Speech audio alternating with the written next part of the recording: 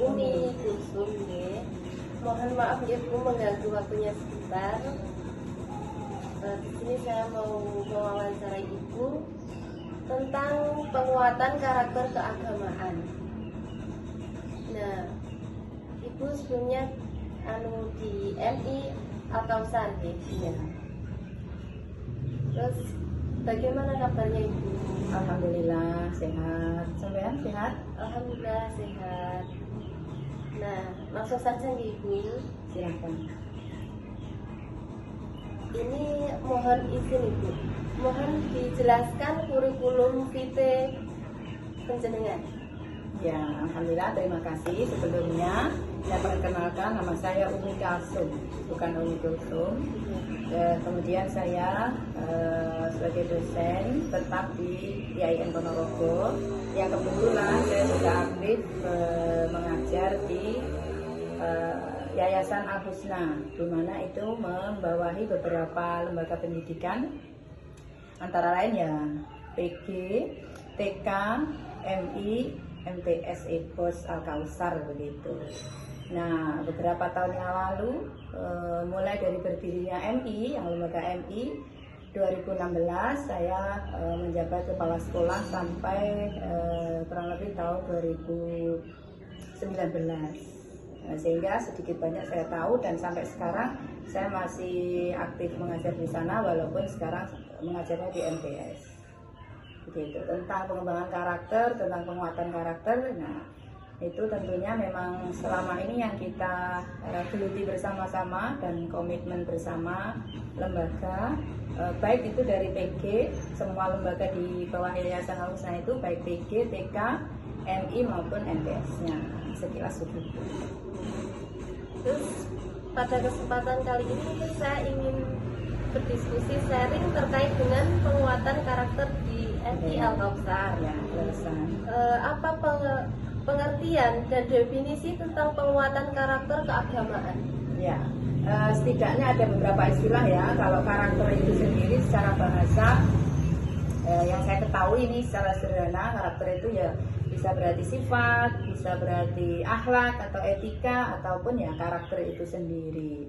Sedangkan penguatan, ya tentunya yang penguatan itu bagaimana kita menciptakan beberapa program yang nanti karakter itu sendiri akan melekat pada siswa begitu. Jadi yang kita percayai dan kita pedoman bersama bahwa karakter itu adalah hal yang tidak bisa instan.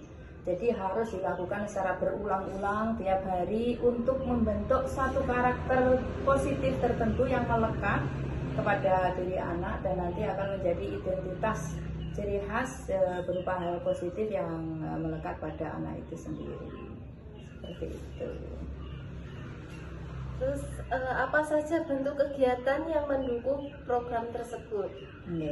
Kita ambil contoh di MI saja, banyak sekali ya, antara lain itu kalau pagi hari kita itu ada penyambutan siswa, di mana mereka masih baru datang dari sekolah, kita sapa dan kita biasakan untuk saling kepada Bapak Ibu guru. Jadi sudah mulai ada interaksi positif, saling musyawarah, dan itu kita atur ya. Salimnya itu tidak asal salimnya, tapi dua tangan, kemudian dicium dengan hidungnya. Jadi dengan karakter yang seperti pesantren gitu. Itu dari pagi. Terus kemudian ada bina nafsiyah, ada mukim, ada pesantrenan, banyak ya. Nanti mungkin bisa saya jelaskan setelah ini, bisa disambung bisa. Terus siapa atau bagaimana, apa yang mengurusi dan mengawasi sekaligus mengevaluasi program tersebut? Kalau di MI, penguatan karakter itu bagian kesiswaan ya, dan PJ-nya tentunya penanggung jawabnya ya kesiswaan, wakil kepala bagian kesiswaan. Di sana meskipun MI itu ada wakil-wakil kepala. Jadi ada kesiswaan, ada kurikulum, ada sarpras, ada juga humas dan yang lain-lainnya. Jadi misalnya program yang saya sebut pertama tadi, mulai dari bina nafsiyah, itu diawasi oleh guru-guru tahfidznya, sehingga mereka sebelum pelajaran dimulai jam 7 sampai setengah 9 itu sholat duha, kemudian nanti langsung tahfidz, langsung juga sorokan.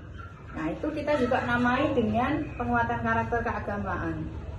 Nah, kalau program pesantren terkait nanti bagaimana seorang santri bersikap, terus kemudian sikap-sikap atau karakter kedisiplinan, makan seadanya, kan lauknya sama sayur-sayuran, jadi tidak nugget, tidak, ini makanan sehat. Jadi dimana di rumah itu sesuai dengan seleranya, kadang junk food, kadang yang kurang sehat, tapi kalau di sekolah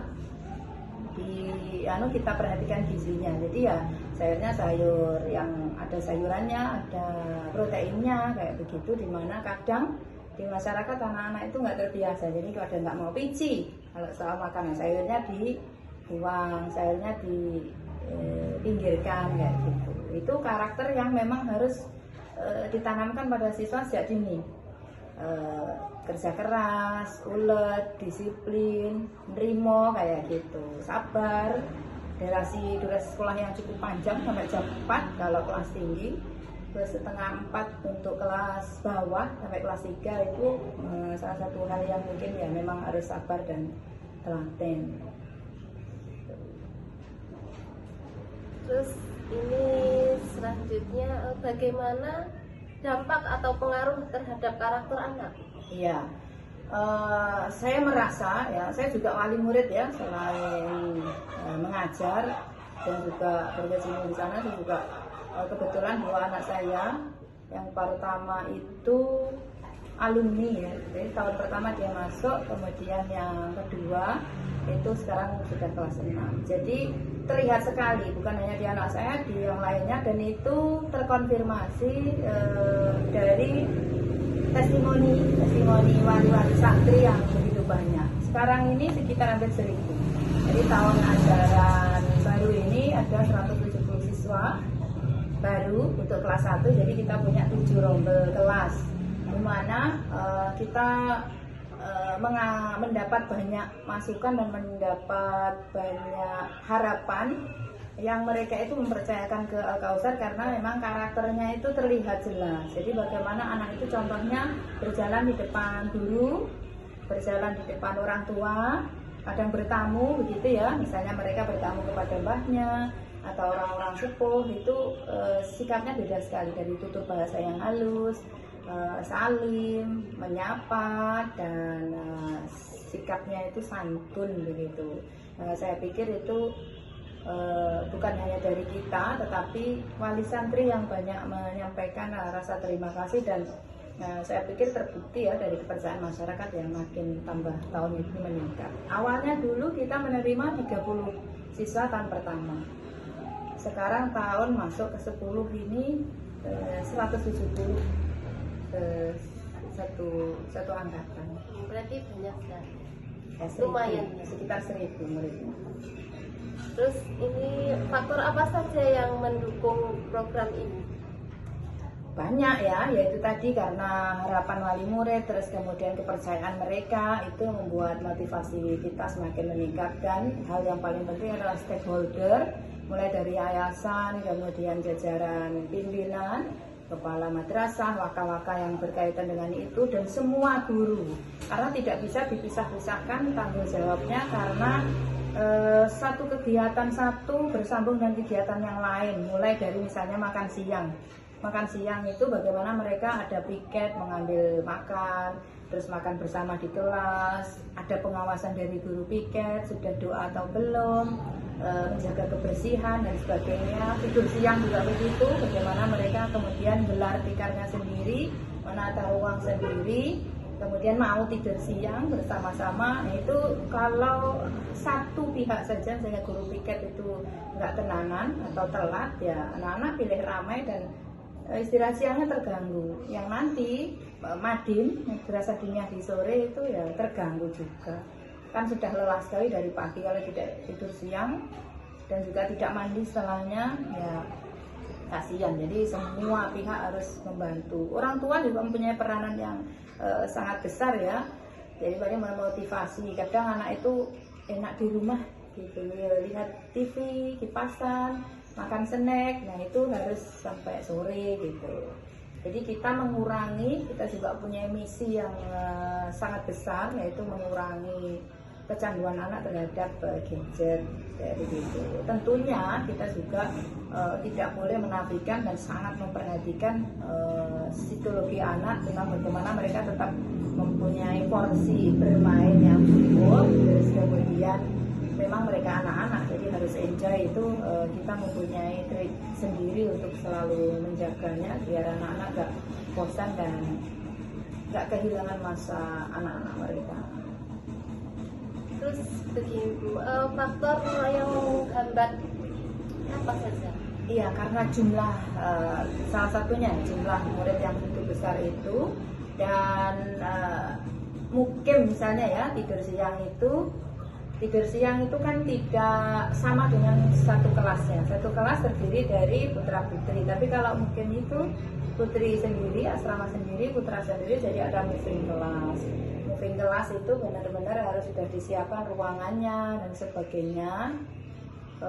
Jadi itu tantangan yang memang luar biasa. Kadang anak juga mungkin sering izin, orang tuanya kurang memperhatikan, jadi sering izin sehingga ketinggalan materi juga yang menghambat. Atau guru yang mempunyai misalnya kesibukan yang lainnya atau sakit, waktu bareng kayak gitu tuh kayaknya tantangan yang memang tersendiri ya, bisa jadi penghambat. Tapi alhamdulillah ini bisa kita antisipasi.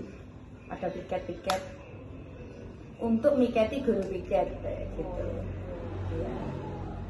Terus ini selanjutnya siapa saja yang harus terlibat pengasuhan program ini Bu? Ya semua ya, tadi saya bilang itu. Jadi bahkan pihak direktur lembaga ataupun yayasan itu ya moving terus.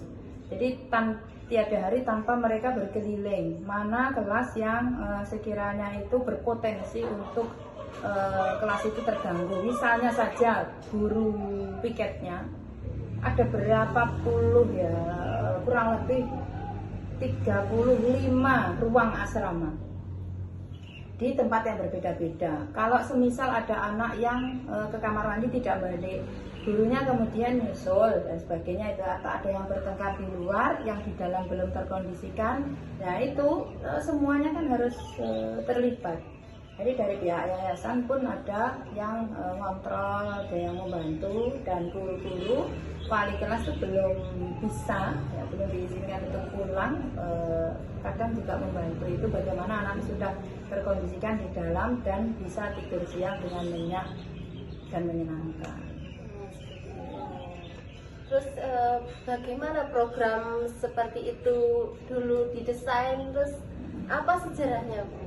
Ya, kita memang pada awalnya mempunyai visi kan MI Tahfidz ya, MI Tahfidzul Quran. Salah satunya murojaah dan derisnya itu memang harus banyak kalau penghafal Al-Quran. Jadi kita harus benar-benar menyiapkan waktu yang cukup, terus kemudian kondisi jiwa yang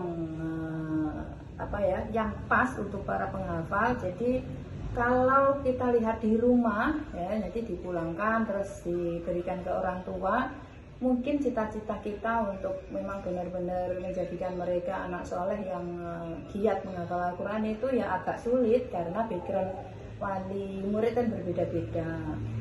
Nah itu bagaimana anak itu sampai sore kita kondisikan dalam sebuah komunitas yang homogen, yaitu para pencinta Al-Quran dengan jadwal yang mungkin hampir sama.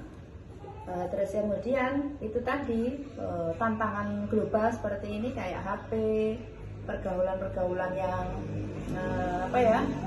ngeri gitu ya, tutur bahasa yang kasar, kemudian akhlak-akhlak yang tidak terpuji, yang notabene itu dari komunitas, dari lingkungannya. Lingkungan saya tidak bilang keluarganya ya, tapi bisa jadi mungkin temannya. Ya, kalau kita terhubung di media sosial yang luar biasa ini, tidak terbendung ini, mereka kan punya grup. juga nonton TikTok dan sebagainya, yang itu nanti akan mempunyai pengaruh yang sangat besar terhadap akhlaknya. Nah, kalau kita sudah sampai sore kemudian figur idealnya kita terus sampaikan kepada anak, kita visualisasi bahwa figur ideal adalah anak yang soleh, terus kemudian rajin, berprestasi, menghafal Al-Quran, semangat belajar dan sebagainya. Mereka kan tentunya juga lebih sedikit ya pengaruhnya nanti di luar yang kurang bagus tersebut. Kayaknya begitu. Seperti itu. Nah, terima kasih Ibu atas waktunya. Saya ucapkan terima kasih atas waktunya. Cukup sekian saja. Sama-sama. Assalamualaikum warahmatullahi wabarakatuh. Waalaikumsalam warahmatullahi wabarakatuh.